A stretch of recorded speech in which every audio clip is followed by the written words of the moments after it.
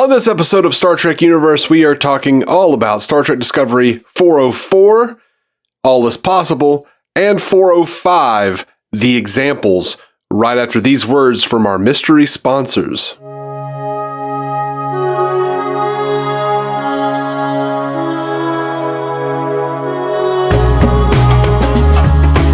Welcome to Star Trek Universe, the podcast where you get to listen in on this continuing Star Trek conversation that two friends have been having since they were 6 years old. My name is Matthew Carroll. I'm David C. Robertson. Good to talk to you, Dave. We had to miss last week because you had some computer issues, but... Yeah, my computer died. Yeah, completely kaput. We were able to get you back set up and get you running again, which is exciting. Got you on the Mac train. Choo choo. Not completely of my own volition, but we're kicking and screaming from a PC I built with my friend 12 years ago. Yes. And now to a tiny little thing that sits on this tiny little shelf, and I don't even know what the hell to do with it. Yeah, it's hilarious to go from like a tower to basically a coaster, and it's like way more powerful. Pretty great. He got the 2021 Mac Mini, the M1. For those of you in the know, you know what I'm talking about. Woo! Okay, let's get to the show, because we are gonna have to make this a tighter episode because I have holiday things going on, and we've got 2 episodes to talk about. So let's do it. So this is All Is Possible, episode 404, where Tilly and Adira lead a team of Starfleet Academy cadets on a training mission that takes a dangerous turn. Meanwhile, Burnham is pulled into tense negotiations on Navarre. I liked this episode pretty well, actually. I felt like the A plot of Tilly and Adira being on that mission that goes awry, it felt very Galileo 7 to me, like from the original series, where they're working together and there's a creature outside of the shuttle, and kind of an old standard. There was also a Picard and Wesley episode that I don't remember the name of on TNG that was very much like that. Yeah, it had a very like classic sort of just stranded sci-fi horror genre vibe, which I absolutely enjoyed, and like really got to build on Tilly's character and her like kind of earning that spot of leadership, and no longer, and I mean, this is a huge episode. I mean, the big headline here is that Tilly leaves the show, or at least leaves the ship. She left the ship. She's still a regular on the show, so right. I'm sure we'll see her again. Oh, yeah. But I couldn't help but feel like this was just big, flaming backdoor pilot for the Starfleet Academy show that Kurtzman has said they've been talking about for a minute. So interesting, because I was not expecting a Starfleet Academy show to be in this time period. Well, why the hell not? I don't know. Seems the perfect time. Yeah, I guess just all the stuff with Discovery and what century is this? The 33rd? I don't know. I don't keep track anymore. But like the 33rd century stuff just feels it still feels very particular to Discovery to me. Yeah. And then like, we still have Strange New Worlds and a possible Section 31 coming, and like we know that they sent Georgiou somewhere, and I'm assuming that would be back towards like the regular timeline. So I don't know. It's just interesting. But I could totally see Tilly being a good fit for that sort of a show. Yeah, they are still saying, very recently, they've said that, they are still working on the Section 31 show, so. Yeah.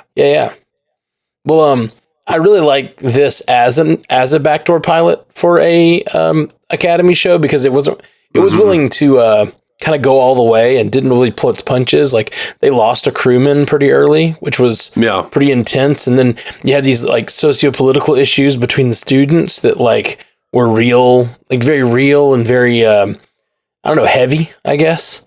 So it was nice to see that, and not just like a bunch of goodies scaling a mountain because Starfleet. I don't know. Like I really liked they're trying to come around the star. They see something in Starfleet they want to be like, but they are not that yet. That's what it's all about, man. And this episode was, I mean, like not only a backdoor pilot, but it's kind of a microcosm of what a show like that could be. Mm-hmm. I agree. I kind of think Kovich was a little wasted here. I was sort of just like, what are we doing? Like, he's just telling Tilly to take care of some cadets, like, and offer a job. Like, to me, in Kovich's previous appearances, he seemed like the smoking man, from X-Files. And now he's just sort of like reluctant, higher up who tells people things. Right. What is his actual role? Do we know? Or like they were very specific not to tell us the first episode he was in. I mean, we found out he was a doctor last time on this episode. And the subsequent episode, which we're about to talk about, is also features him. It seems like he was well liked last season, so they're bringing him back a bunch. But like you're right, he was, like you said, the smoking man, or like just a background mysterious character, and now he's just like the guy talking it through. I don't know. It does feel a little. I like him still a lot. His appearance doesn't feel as heavy as it did in previous incarnations. Right. There was certainly a certain weight to it when he was around before, and now it just sort of feels like, why are you here? Yeah. Like if you're as heavy as you felt before, then why are you getting involved in this? Yeah. Mm-hmm. Yeah, I agree with that.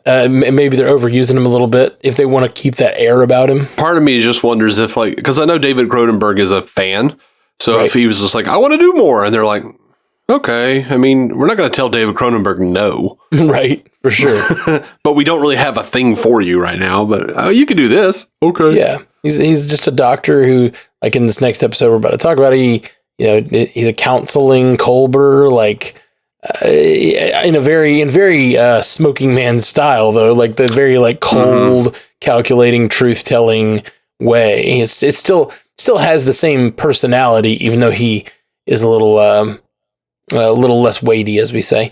Yeah, but I liked this. I liked Tilly needing to take a step back. I liked them somewhat resolving her arc at this point. Coming to a different life choice anyway. Yeah. That was nice. Yeah, I agree. And just it's interesting to see a character, and this happens in real life, I feel like, I was about to say all the time, but I don't think that's true. But something that does happen in life is the idea that, like, you've had this goal for so long, you've had this project for so long, you've had this thing you're aiming at for so long, and then some of the biggest moments in life, and sometimes the most relieving moments in life, is when you realize, oh, no, that's not what I want to do anymore. Like, this is not who I am, why I was doing that, and who I was doing it for. Like, they're not me anymore. So why keep beating my head against a wall that doesn't want me to pass through it, Speaking of which, man, I got to talk to you about this podcast. Fair. No, and I liked that Adira got some experience making friends and kind of stepping outside of their comfort zone. That was also, for people, like me, I don't often see myself on television. I don't feel like, anyway. And but when you have someone who doesn't know how to, like, talk to other people, like, I certainly felt I related to it in a way, like, or at least a past version of myself related to it. Yeah. You still don't talk to people, but you've lost the desire to. Right. Which is, it was just funny because when I was a teenager, I had no desire. Mm-hmm. And then when I got to college, I was like, I kind of have some desire. I would like to talk to people. And then I was like, oh, people are shit. Never mind. What I really didn't care for was the B plot, where, I mean, I liked the idea that Rillick and what was her name? What's the Navarre the president, whatever her name. I liked that they were like, hey, look, we're caught up in red tape. We need your help. Wink, wink, nudge, nudge. Figure out a way. Yeah. And I really enjoyed Saru and the Navarre president, Tarina, that was her name. Yeah. Tarina, I like their chemistry. I really like their chemistry, and I hope something develops there. What I did not like was, they said, like, we have to have an escape clause at any time, we can just leave. And then Burnham's solution was, I'll form a committee that I'll be on. Yeah. Everyone's like, yep, that works. I'm like, that the committee was ill-defined. Like, there was no definition to this committee. Like, it doesn't address the original issue of mistrust. She has a connection to both worlds or both factions, but at the same time, she has been clearly on one side of that issue. That's the thing that bothered me about it. So I like the idea of the committee, and it could, for one thing, they say it's not just for Navarre, it's for all worlds. Basically, it's a committee designed to make sure that Starfleet doesn't ignore its member worlds, and I think that's a great idea. Like someone advocating for individual member worlds, that's great. But it doesn't tell me how that fixes the problem of Navarre wanting to be like, hey, I'm leaving now. It provides an answer to the underlying problem, which the reason they wanted to be able to leave is because previously, when Starfleet got too big for itself, it started to ignore its member worlds, and they didn't trust it not to do that again. So this committee does address that in a roundabout way, in a way that it's like trying to address the source of the problem. But I agree with you that, like, first off, I feel like Burnham being on the thing is except for maybe that the people trust her. She's like the bridge between what is and what was, and her mother is connected. And so there's like some... It's the kind of stuff that I don't see Vulcans buying into, right? It's exactly the thing I don't see Vulcans buying. And it also just was another moment where it's like, the reason we can solve this problem is because Burnham's special. Like, you know what I mean? Yep. Like, instead of like writing a solution or her solving a problem between two people, she just like inserted herself as like the conduit to fix the problem, which like is not great for future when you're not there or whatever. As much as I really hate the argument that Burnham is a Mary Sue, right? It's these kinds of things that make people say that. Sure. It's this kind of storytelling. It's this exact kind of plot that like that is where Discovery constantly falls short. They get loosey-goosey with the details, and they go with like an emotional resolution or a hope speech that, I kind of feel like the Federation and Navarre should have been like, well, that all sounds good, but what does any of that mean? Right, like give me logic. Like this is Navarre we're talking to. Yeah. Which seems more Vulcan than Romulan, and like we need those hard facts. We need the logic thrown at us, not your platitudes. And see, here's the thing: it's not so much that she's a Mary Sue. Like Mary Sue, the whole concept is that they're just good at everything and perfect. It's that she's the shmoo. Do you know that reference? I only know it from Lucky Number Slevin, and he says it. Like, she's always... It's not that she does everything perfectly. It's that she is written to be a solution to all the problems, instead of her being a character solving problems, which is every captain and every... like. She is often just like, but I'm half Vulcan, half human. In this case, that's the thing. Or it's in another case, it's like, but we have a spore drive. In another case, it's, but I'm from the past. Like, it's always these like but my mom is the person on this mission. It's like a lot of little things that are so specific to her character that it's just like, well, I kind of would rather explore ideas rather than be so like specialized to a character. So I agree with you. It's weird. It's a weird moment, but for the most part, I liked that B plot. It's just I didn't like the resolution. Yeah, and that's the problem with any of these sorts of like political wrangling episodes where you really where you propose a problem, like a real to life problem. These two people disagree with something, and then it's like, now solve it. And it's like, those problems in life are hard. And so coming up with a solution is hard. And this show doesn't always pass the test on those. Like, one of the things that TNG did sometimes that I liked was, because, they always presented Picard as like this great diplomat. So like he would be talking to a couple of different races and they're trying to hammer stuff out. And then they'd come to some sort of hope speech bullshit. And then someone would be like, how did it go? And Picard's like, well, progress has been made, but we have a long way to go. But, Right. you know, he would say it with an air of hope. Like, but we finally see the light through the trees for the first time. Mm-hmm. And, you know, it wasn't just like, sounds good to us. Right. Well, and I will say, like, this was, I'm going to do this role until it is no longer necessary. I'm a bridge. But it did, yeah, I'm with you, though. I'm totally with you. Okay, well, let's get on to this next episode. What's this next episode about? This was the examples. This was 405. It was the latest one to come out. Burnham and Book race to evacuate a group of stranded colonists in the anomaly's path as one of the Federation's brightest scientists comes aboard the USS Discovery to do high-stakes research with Saru and Stamets. Now, a lot of Culber's storyline in this episode connects with the previous episode that I meant to mention. He's doing therapy with Book, and he's got Book on the floor, like crouched down in this. And I'm just like, you guys are in the future with programmable matter.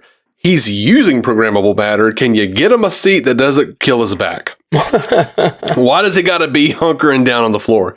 But no, Culber has a thing about, you know, how he, you know, what you do is you wipe it away. And then Book says to him, you know, you seem like you've got some sand to wipe away yourself or whatever. And I like that they've been slowly increasing a level of distress with Culber. Mm-hmm. And a lot of that comes to a head in the examples. For sure. I like that he's running himself thin. And I did like that Kovich, even though I was necessarily not thrilled that it was Kovich and his role here, I did like the point he made. Like, just the very like, dude, I'm busy. You died. You're having an existential crisis. You don't know what purpose you have. Why did you get to be a miracle when so many other people die and don't come back? Yeah. That about covered. I've got a 2:00. Well, there's also a big thing that resonated with me, and it's actually something like my therapist said to me a few months ago, and I really like, is like, yeah, you may have all these responsibilities, but you're also a human being, you know, like, mm-hmm. I have had a lot of family issues this year. So, you know, I had just a lot of like responsibilities and things I had to pick up. And like it sounds so stupid, but I just wasn't getting good sleep. And my therapist was just like, yeah, you just got to get sleep. Like you've got to set up a room that is your room to sleep and that you get enough rest so that you can do all those responsibilities and help. Like if you're not if you're not taking care of yourself in some way, then you're not good to anybody, you know? Mm-hmm. And I just really resonated with that part of that storyline. Yeah. I mean, that's the real thing. Yeah, man. In this episode, we find out that the DMA is created by a person or people. Yeah. Man-made. Yeah. And I love that they mentioned the Metrons and the Iconians. A lot of people theorize that the Red Angel was Iconian. That's really cool that they actually mentioned them. They talked about the Q. I liked all that. Yeah. Had, a lot of really cool little references. No contact with the Q in 600 years. Yeah, what the hell's that about? Right? I mean, I guess, whatever. I guess they do what they want, but yeah. 600 years, like, did something happen 600 years ago? Drove them away? I wonder. I don't know, man. I don't know. So it's a big question, but it seems like a very pointed statement to make. Like, why say that you haven't seen a Q in 600 years? That's so weird. Like, what are they getting at? Yeah, it is a weird thing to say because, like, why not leave them as like, oh yeah, the Q are just a thing that still occurs and we still have to deal with because Q could pop onto a Discovery episode if they wanted them to or whatever. But to be like, the Q have an appearance. It will add weight if they ever do. It'll add this like, whoa, they're back. Interesting. So that's exciting and interesting. All the stuff we discussed so far is the B plot line there. Like the A plot line was this evacuation of this planet and sort of breaking into this prison because there were 6 prisoners that the society did not deem worth evacuating. And so Burnham and Book have to go in and get them. And I liked that whole thing a lot. Like trying to get real justice for these people was nice, but also the really emotionally charged moments of one of the prisoners feeling that he didn't deserve redemption, didn't deserve a second chance because he actually did murder someone. Right. That was tough. I liked all of that. I was annoyed at how angry Book was with Michael over that, or leaving the guy. I was like, dude, the dude wanted it. Yeah, I get it. Like, Book, though, just saw his planet destroyed, and he is trying to do penance for that by, like, saving the next world. Yeah. And so someone making the decision to let themselves die to the DMA is, like, I think particularly insulting to Book. Mm-hmm. And you know, it's also setting up something with Tarka, who is the scientist who... Is it Tarka? Is I was saying that right? Yeah. He's the scientist who's on board working on the DMA. In the last moments of the episode, he goes to Book to talk to him, and I think there's something going on there because I don't think that's the last we've seen of Tarka and Book, because Tarka needs someone to... he's working on the next generation spore drive, and he needs someone to pilot it, and he doesn't have anyone yet. So, you know, going to Book and sharing a drink with him at the end, and having some rifts forming between Book and Burnham, give me the idea that they're going to, like, try to, you know, have Book sort of leave Discovery to go work with Tarka. Oh, definitely. Yeah. Yeah. I wonder what that thing is on the back of his neck. I don't remember that from anything. I don't know. I was wondering. Yeah, nothing on the old Wicca Memory Alpha. No, Memory Alpha. Yeah, I was assuming it's some sort of brand. It looks like, but I don't remember what that would be from. Yeah, I don't know, a Ryzen tramp stamp. I don't know. No, I have no idea. I don't know, man. He was a dick, but I liked that guy. Like, he was an interesting character. He was really fun. He's the exact fun kind of dick to watch, you know? Was it me, or did Tig Notaro seem like she was just sort of going through the motions in this episode? Oh, no, I completely disagree with that. Really? Yeah, she just seemed a little tired. I thought she was a shining star on this episode, honestly. Okay. Are you talking about the actress, like Tig was, or like you thought the character? Yeah, I mean, like, the character had some good lines, but I felt like Tig was just seemed really worn out. And interesting. Like, she wasn't delivering the lines like she would normally deliver them. She just seemed really... It was the Doctor Who thing. It was, doesn't she look tired? Interesting. I did not think so. I thought that she... Okay. That's sort of her whole thing, is that sort of deadpan thing. And I thought so many of her lines were so wonderful. And I thought she delivered them in a very Tig way. She's definitely doesn't show her emotions on her face, you know? She's very deadpan, as I said, but like, I think that's just a continuation of that intentional character choice. I didn't think she was not bringing it, as it were. Like, when she said, I laughed out loud multiple times at her lines. When they, like, what did they say? Science is never done with safety, or something like that. She's just like, I don't think that's true. Just like direct, like, defiance of Tarka. Yeah, I liked the lines, but I did wonder if she was sick or something. Oh, interesting. It was just something, I don't know.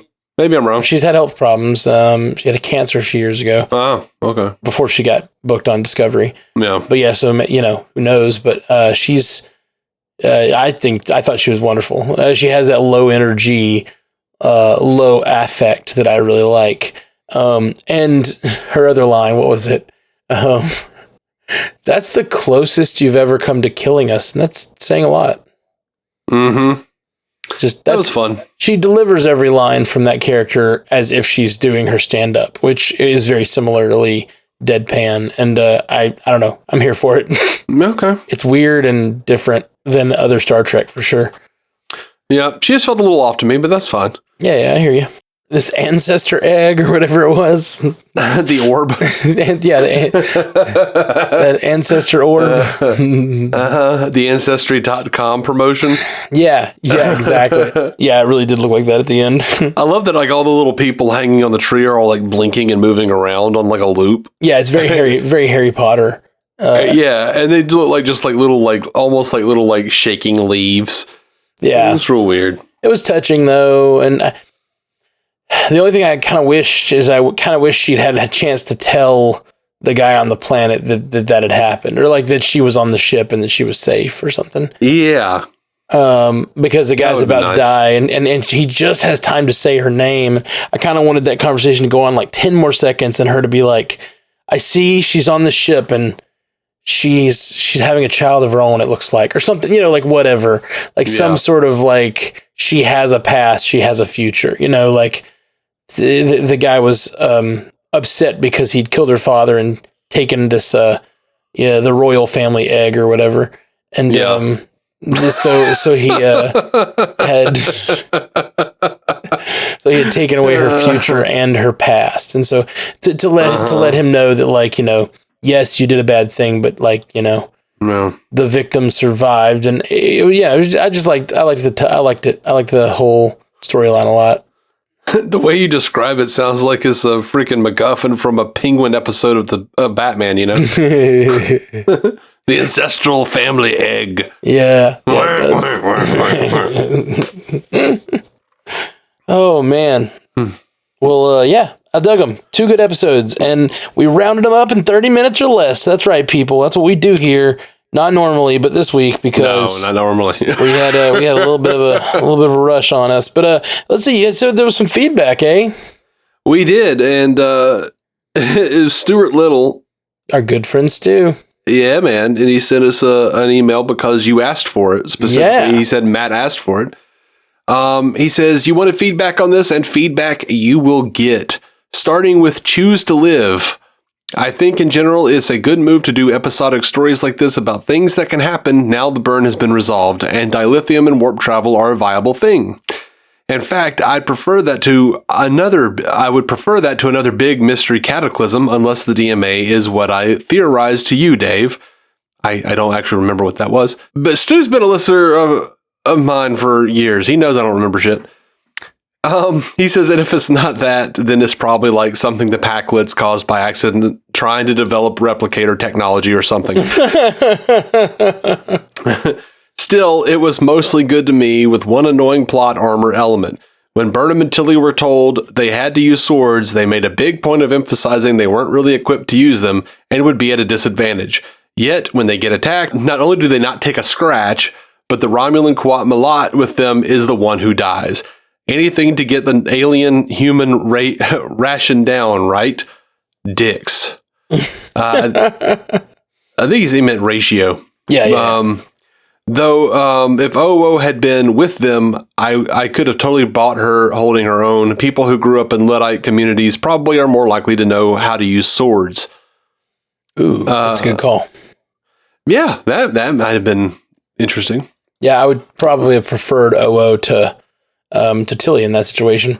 But I know they were trying to like fit in this. They were trying to like focus on Tilly because they're getting ready to have her leave the ship, and so yeah. Sometimes these shows are so focused on the overarching story. It's just what Stu is saying. Like he's prefer this to be a little more episodic. Sometimes they're so focused on that overarching story that they like fit in characters, and then you're like, oh, that character would have fit in better. Yeah, it would have.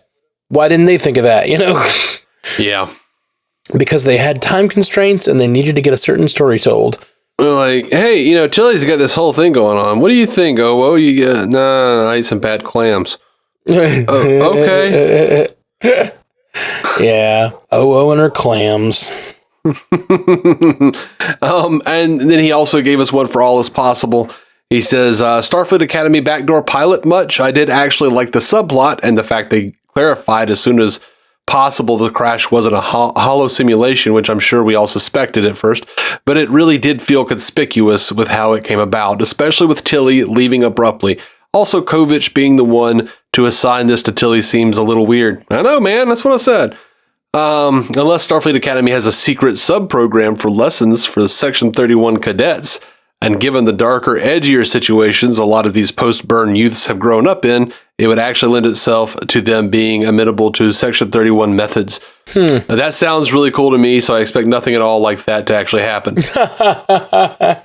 Now, normally I would agree with you, Stu, on that one, but they had like 10 cadets in that class, like that was like signing up at the beginning of the season. So I kind of feel like they're like, what the hell keeps happening to all of our cadets? And Kovich is like, nothing. Don't worry about it. I'll be over here in the dark making plans for not cadets. I think Kovich is just like not as Section 31 as we once thought. His attitude in that first episode that we were like, ooh, who's this guy? Is just more about what he described to Colbert, which is like, well, when you first got here, we didn't trust you. You know, you held yourself in this certain way, and we were like, we're not that way. And we were like, how can you be real? And we didn't trust your existence. So he was just like a senior member of the Federation looking at these people like, who the hell are these guys? Mm-hmm. Now he's sort of like warmed up to them a little bit. Yeah. And Stu continues, Book and Hughes' plot was, I'm starting to think that there's so much emphasis on loss and mourning this season as Discovery's writer's way of doing a kind of COVID story with all the grief that is brought in real life. Well, yeah. They're probably really jealous that the Picard people are likely going to use the time travel to the present day to directly comment on various social issues of our time. After all, the Bell riots are only a few years away from us. Michael solves diplomacy problem in a day, trademark, was, well, you can guess. It just felt way too pat, and even having her be on the council she suggests feels like something that wouldn't really happen that easily. Also, it was weird and maybe a little offensive. She was reminding the president of the Cardassian-Bajoran conflict when that whole thing began and ended after she traveled to the future. Still, at least I got a story that felt kind of like it was about Brexit, rather than the many ham-fisted Trump wall allegories I've had to suffer in my genre TV viewing over the last 5 years. Next episode seems a bit more meaty, though. Take care, guys. Thank you for the feedback, Stu, and I agree with almost everything. Yeah. A lot of that we even said in our discussions. I like it. How direct do you think they'll go with social commentary? And like, will they be in our world when they come back to our time? You know what I mean? I don't know, man. Because they've never done that. I mean, they've done like obviously visiting a time period, but they've never like gone back and directly commented on like, let's say, you know, a political party or whatever. I mean, they sort of did, you know, like whenever they've gone back in time, it's generally to whatever time it is currently in the real world. And they've, you know, they definitely did in the original series make some commentary. I think they did a little bit in that Voyager 2-parter. And they wound up sneaking in some designs for, like, I think it was the Botany Bay or something to suggest that there was a secret war going on, which was nice. Yeah, for sure. Because they were literally in 1996. yeah, exactly. Yeah, I mean, and they definitely had, like, some low-key shit going on in Star Trek 4 about, you know, Chekhov being a Russian wanting to, asking a police officer what the directions to the nuclear vessel is. Yeah, but it was played for all jokes and not really like, they're not like trying to make a political statement there. I think they were to some degree, just because when the guys who like interrogate Chekhov are such asshats, right? Like, I think there was a bit of that there, but yeah, it was, well, you know, not necessarily political, but they were definitely doing an environmental thing with Star Trek 4. Oh, for sure. Yeah, don't kill all the whales. You never know. There might be aliens who are talking to them. Star Trek has never done political or commentary. I'm saying that, like, specifically going to a time period and being like, but it seems that, like, I thought it seemed like in the trailer they're doing some sort of like past sort of like fascism thing, maybe. I don't remember. I'm maybe blurring it all together. I need to rewatch that trailer, because we're doing something with like sort of like that's right. The current day has some sort of like crazy rule or something, or they're part of some sort of crazy like fascist organization instead of Starfleet, and now they have to go back and change whatever was changed. Right? Yeah, I don't know. I remember that being in the trailer. Okay. Yeah, there was some kind of like dark fascist version of the Federation, and there's some of current timeline or whatever. Yeah. I don't remember enough. Yeah, I hear you. It's been too long. Thank you, Stu, for writing in, buddy. Anytime you have any thoughts or want us to touch on any particular thing, that goes for everybody. Hit us up at StarTrekUcast@gmail.com. That's it. StarTrekUcast@gmail.com. That's it. So hit us up there, and we will try to get your feedback in at the end of the show.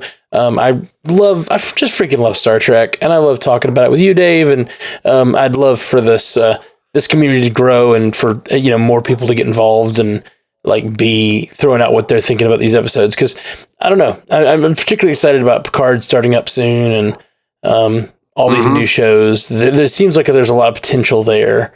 I feel like Discovery has some baggage that it's still sort of cleaning up from, and so does Picard, honestly. So like, I'm excited to see what they can do now that they've sort of like, maybe this creative team's got their sea legs, and they're like, maybe they'll be able to.